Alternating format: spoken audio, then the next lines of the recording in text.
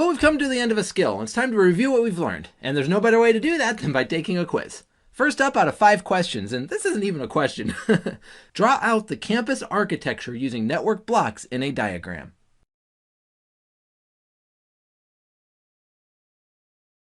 When we're talking about the campus architecture, we're usually talking about those core, access, and distribution layers. And so we know the core sits sort of in the middle of this architecture, and then we can connect different distribution blocks to this core block. And then the access blocks will hang directly off of those distribution blocks in this model. Now we can discuss those other blocks we talked about in the last video. So for example, the data center and the internet edge and such, and those would connect into the core layer as well. However, when we're talking about the campus architecture, usually we're talking about these 3 blocks right here. Next up, and this is an actual question, what network layer offers services such as ACL security enforcement and FHRPs?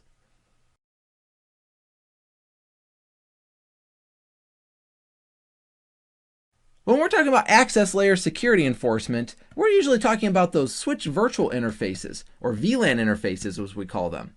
And hey, first hop redundancy protocols, guess what? Those also apply to SVIs. So where do those SVIs get deployed? Typically in the distribution layer. So B is our answer here. Third question, what network layer offers services such as QoS marking and 802.1x?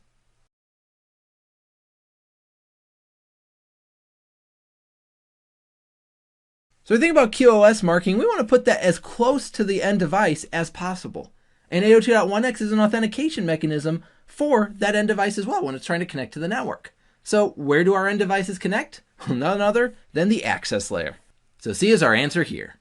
Question number 4, what network layer offers services such as fast layer 3 switching and routing protocols?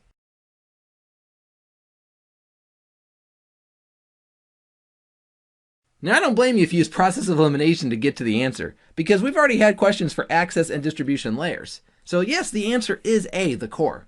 However, we need to understand why.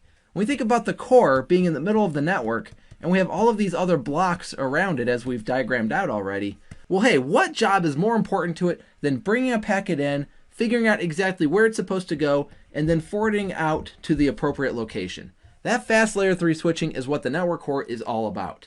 Now we talk about routing protocols. Yes, we do see routing protocols not just in the core, but also potentially at the distribution layer.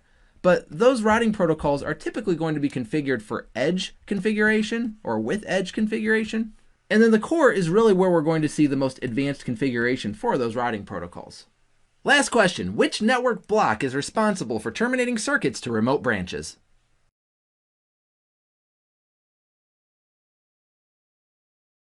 Well, in this last video of the modular network, we talked about 4 different blocks that can connect to the core here in the middle.